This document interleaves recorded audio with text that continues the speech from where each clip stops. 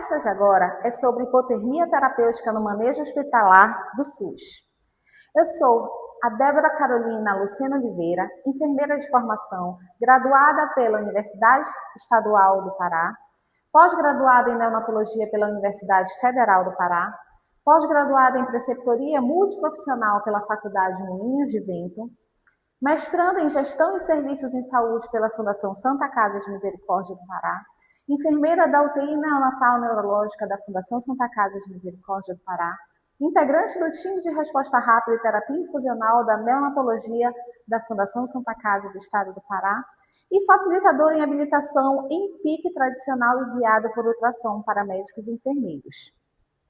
Quando falamos em hipotermia terapêutica para recém-nascidos com encefalopatia hipoxia-isquêmica, falamos sobre a terapia preconizada para recém-nascidos com asfixia perinatal e encefalopatia hipoxia-isquêmica moderada e grave. O que é asfixia perinatal? É quando falta oxigênio para o cérebro do recém-nascido no momento que antecede o parto, durante ou imediatamente após o parto. E encefalopatia hipoxia-isquêmica é a repercussão da falta de oxigênio sobre aquele recém-nascido. Consiste no resfriamento corpóreo iniciado dentro das 6 primeiras horas de vida, visando uma temperatura central de 33 a 34 graus Celsius por 72 horas. O ideal é manter a temperatura em 33,5 graus Celsius durante 72 horas.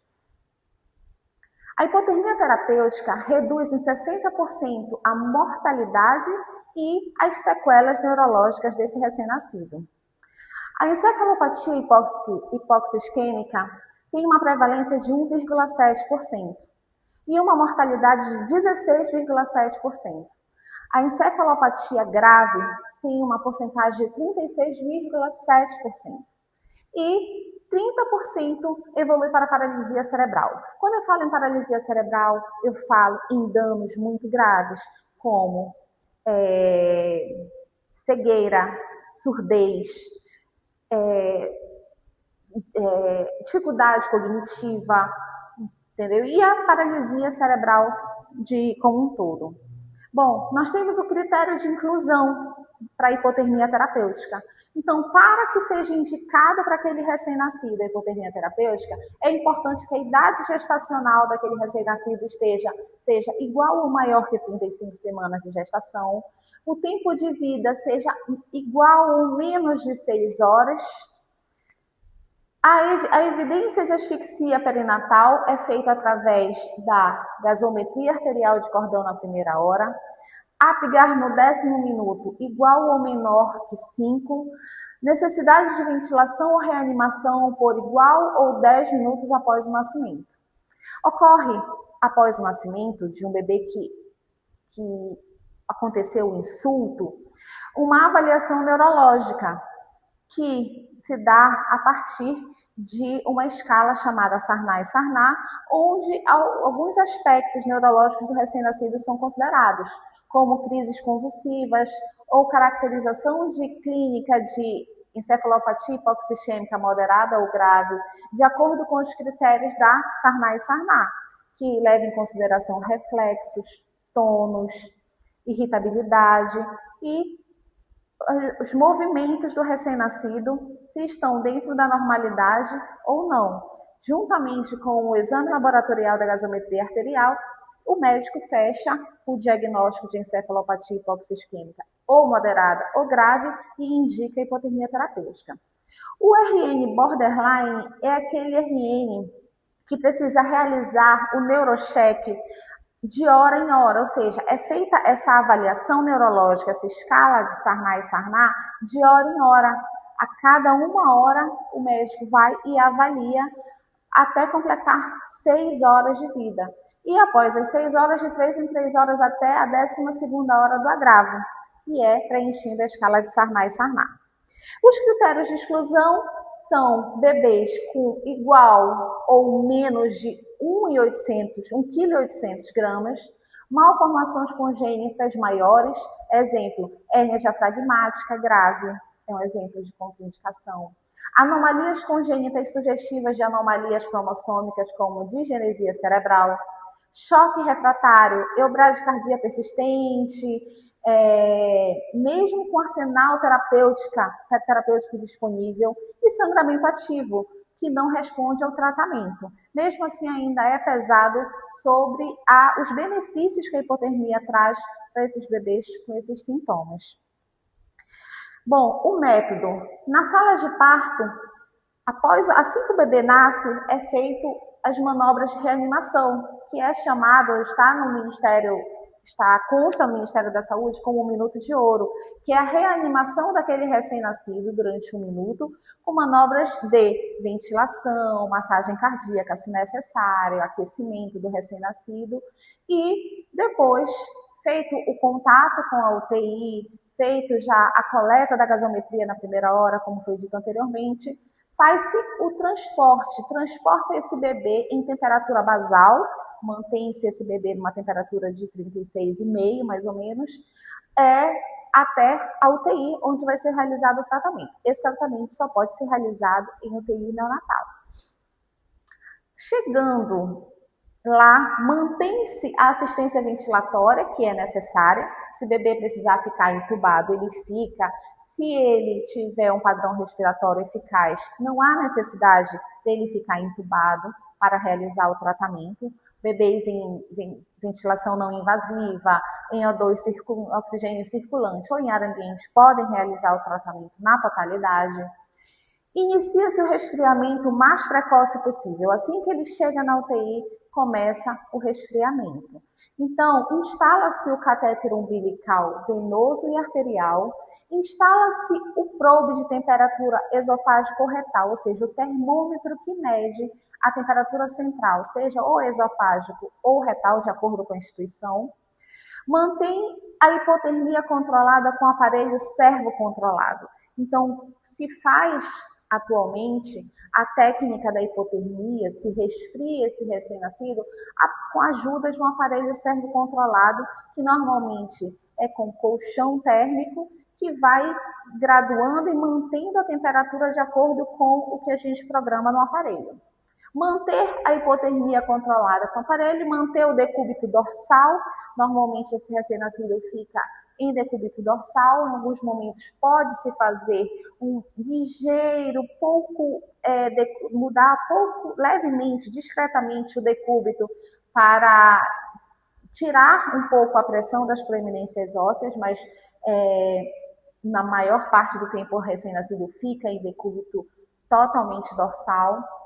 Avaliar o balanço hídrico de 6 em 6 horas, avaliar função renal, visto que o rim é um dos órgãos que sofrem com esse insulto, iniciar a dieta enteral trófica entre 24 e 48 horas.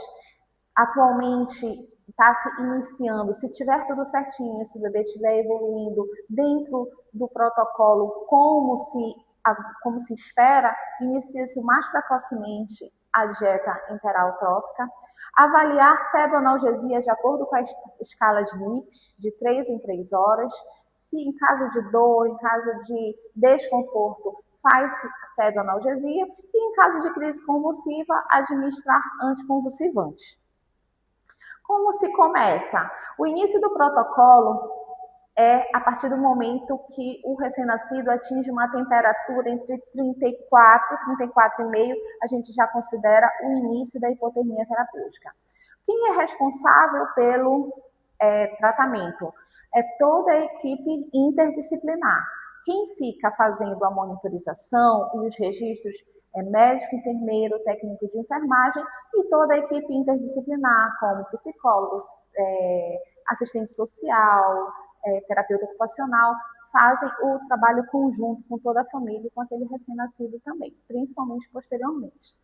O local de aplicação é na unidade de terapia intensiva neonatal. O horário de funcionamento é a rotina de horário conforme estabelecido em normativa vigente.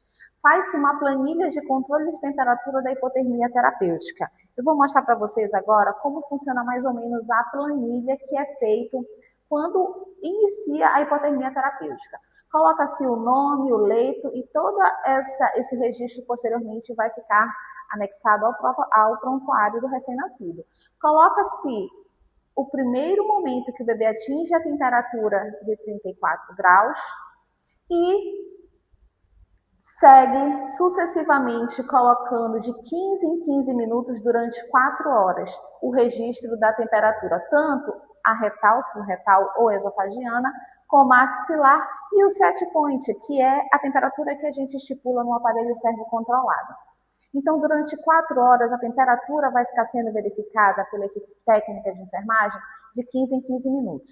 Quando conclui as 4 horas, ela começa a ser verificada a cada 1 hora.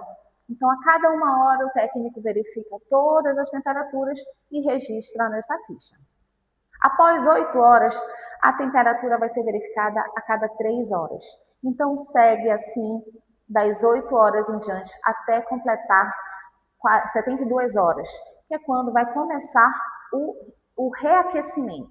O reaquecimento ocorre da mesma forma, a gente aumentando a temperatura de 0 a 0,2 graus Celsius a cada hora, ou seja, um reaquecimento lento e gradual, onde conclui-se as 72 horas de resfriamento e o set point vai aumentar a 0,2 graus Celsius a cada hora, até o recém-nascido atingir uma temperatura de 36,5, que é a temperatura basal do recém-nascido.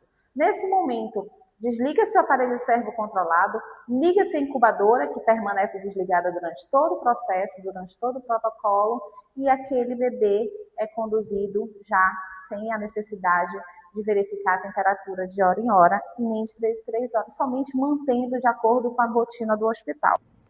Aqui eu mostro para vocês um leito montado e um recém-nascido realizando o tratamento da hipotermia terapêutica. Aqui nós temos o aparelho de eletroencefalograma para monitorar as crises convulsivas, se ocorrerem.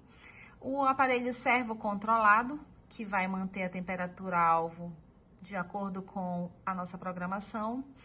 O ventilador mecânico, caso haja necessidade de intubação, nesse caso o recém-nascido está intubado. E a monitorização cardíaca, conforme foi falado anteriormente. A malha tubular, que é para ajudar a fixar os eletrodos na região cefálica do recém-nascido, e o colchão térmico, que vai fazer a regulação da temperatura. Aqui nós temos as evidências científicas dos desfechos clínicos. O desfecho clínico de paralisia cerebral tem uma redução de 22% quando o paciente realiza hipotermia terapêutica e um aumento de 41% sem hipotermia no grupo controle. Morte ou incapacidade grave diminui em 44% quando o paciente realiza hipotermia terapêutica e aumenta em 62% no grupo controle quando não realiza hipotermia terapêutica. O desenvolvimento neurológico normal é de 50% a 55% com hipotermia e reduz em 28% a 35% sem hipotermia terapêutica. Crises epiléticas ou epilepsia diminui a incidência e a gravidade nos pacientes submetidos à hipotermia e aumenta a prevalência no grupo controle sem hipotermia terapêutica. Atraso cognitivo também diminui com a hipotermia e aumenta sem hipotermia. A fonte que nós temos, Toby, Shankaran e Kohane, e nos mostra a eficácia da hipotermia terapêutica. Hipotermia terapêutica, resfriar para proteger e cuidar para transformar vidas. Obrigada.